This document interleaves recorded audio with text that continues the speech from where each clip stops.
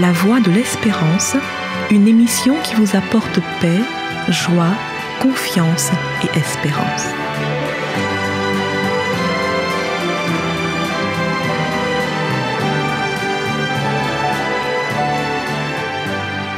Bonjour la Guyane et bonjour à tous depuis la Guyane. Il est et sera de plus en plus difficile de subvenir à ses besoins. Les causes sont multiples, mais on arrive toujours au même résultat. Tout est plus cher, voire même hors de prix.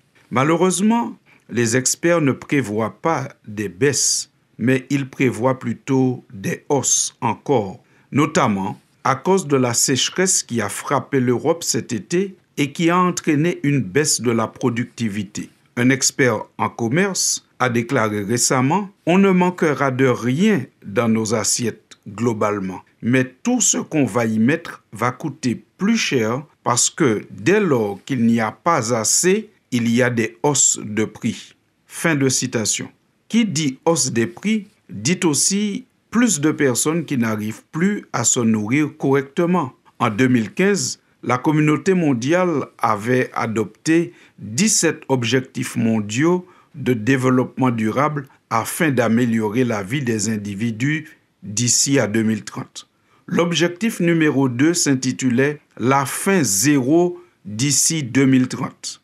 Force est de constater que le monde n'est pas sur la bonne voie pour atteindre la faim zéro d'ici 2030. Alors qu'un nombre croissant de personnes souffrent de la faim et que la malnutrition persiste, la réalisation de l'objectif faim zéro d'ici 2030 est remise en question selon un rapport des Nations Unies. Ce triste constat montre, s'il est encore besoin, que la prophétie biblique est plus que fiable.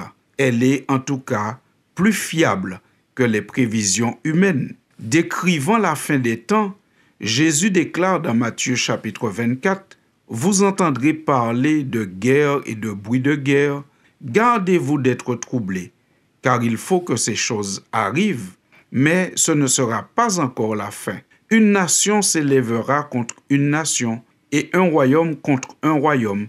Il y aura en divers lieux des famines et des tremblements de terre. » Fin de citation. Jésus a prophétisé que malgré toute sa science, sa technologie et toute sa recherche d'une sagesse humaniste sans Dieu, l'humanité ne parviendrait pas à trouver la paix et le bonheur. Il faut encore craindre que la faim dans le monde et le coût de la vie toujours en hausse augmentent les vols et la violence qui s'y rattache souvent, les déplacements de population. Des jours difficiles sont devant nous. En ces temps difficiles, nous comptons sur le bouclier tarifaire du gouvernement pour limiter la hausse des prix et nous sommes attentifs à ce que ce bouclier soit large et efficace. Mais il faudrait aussi, pour chacun de nous, prendre Dieu comme bouclier pour traverser ces temps difficiles. Ceux qui ont expérimenté l'action de Dieu dans une crise savent qu'il est un bouclier, comme Moïse. Moïse qui a vu la misère de son peuple, qui était esclave en Égypte, mais qui a aussi vu comment Dieu a été touché par leur situation, comment il les a délivrés de l'oppresseur qu'était le Pharaon. Ensuite, Moïse a aussi vu comment Dieu les a conduits, protégés et nourris dans le désert. C'est pour cela qu'à la fin de sa vie, il bénit le peuple, ce peuple que Dieu a délivré, protégé, et il déclare ceci: « Que tu es heureux, Israël, qui est comme toi, un peuple sauvé par l'Éternel, le bouclier de ton secours et l'épée de ta gloire. Tes ennemis feront défaut devant toi, et tu fouleras leurs lieux élevés. » Texte à lire dans Deutéronome 33 au verset 29. Nous avons donc besoin de développer une foi qui permet d'espérer dans les prodiges de Dieu pour ne pas sombrer dans la délinquance, dans le vol, la violence ou la désespérance. Moïse déclare que Dieu est un bouclier parce qu'il a vu le Seigneur prendre soin de son peuple dans un désert aride en lui donnant de l'eau et de la manne miraculeusement. Jésus a montré à plusieurs reprises que la divinité pouvait prendre soin de ceux qui veulent le suivre. C'est ainsi que la Bible nous informe, dans l'évangile de Luc au chapitre 9, que Jésus prit 5 pains et 2 poissons devant une foule affamée qui ne voulait pas se séparer de lui. Après avoir béni ces pains et ces poissons, il les rompit et donna ceci aux disciples qui le distribuèrent à une foule énorme. Et après la distribution, après que tous eurent mangé et furent rassasiés, l'on emporta 12 paniers pleins de morceaux qui restaient.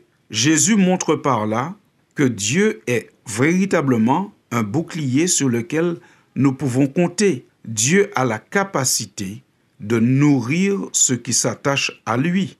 En tant que bouclier, Dieu donne un esprit de contentement qui permet de faire la différence entre l'indispensable, l'utile et le futile, évitant ainsi de faire des folies inutiles. Voici ce que l'apôtre Paul déclare dans 1 Timothée chapitre 6, versets 8 et verset 9. « Si donc nous avons la nourriture et le vêtement, cela nous suffira. Mais ceux qui veulent s'enrichir tombent dans la tentation, dans le piège et dans beaucoup de désirs insensés et pernicieux qui plongent les hommes dans la ruine et la perdition. » La foi en un Dieu bouclier permet aussi d'être convaincu de l'avènement proche de la justice vraie et durable, après laquelle beaucoup soupirent.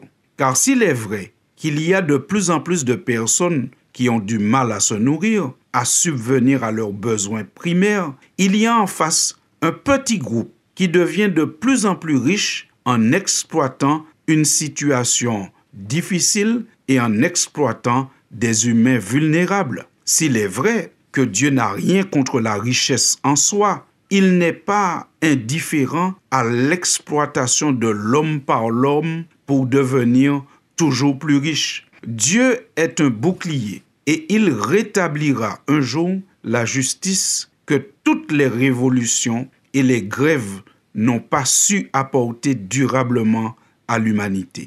C'est Jacques qui nous fait cette prophétie dans son épître au chapitre 5, quand il dit « À vous maintenant riches, pleurez et gémissez à cause des malheurs qui viendront sur vous. Vos richesses sont pourries et vos vêtements sont rongés par les teignes. Votre or et votre argent sont rouillés et leur rouille s'élèvera en témoignage contre vous et dévorera vos chairs comme un feu. Vous avez amassé des trésors dans les derniers jours.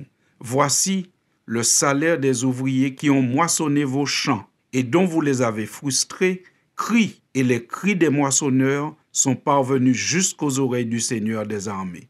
Vous avez vécu sur la terre dans la volupté et dans les délices, et vous avez rassasié vos cœurs au jour du carnage. Vous avez condamné, vous avez tué le juste qui ne vous a pas résisté. Soyez donc patients, frères, jusqu'à l'avènement du Seigneur. Voyez-vous comment Jacques décrit la situation de la fin des temps? On a l'impression de lire le journal et pas une prophétie. Et pourtant, c'est bien une prophétie. Il y a fort longtemps que ce texte a été écrit. Mais la prophétie biblique est fiable. Elle est bien plus fiable que les prévisions humaines. Dieu avait déjà prévu qu'à la fin des temps, les hommes seraient attirés par l'argent au point d'appauvrir, d'affamer leurs prochains afin de s'enrichir toujours plus. Mais la bonne nouvelle de l'Évangile, c'est que Dieu est un bouclier et qu'il peut prendre soin de ses enfants, qu'il peut leur donner un esprit de contentement, mais que Jésus revient bientôt afin d'établir une justice durable pour le bonheur de tous. Chers amis auditeurs, je vous dis à très bientôt et en attendant, prenons tous Dieu comme bouclier. C'était La Voix de l'Espérance, une émission préparée par l'Église adventiste du 7e jour.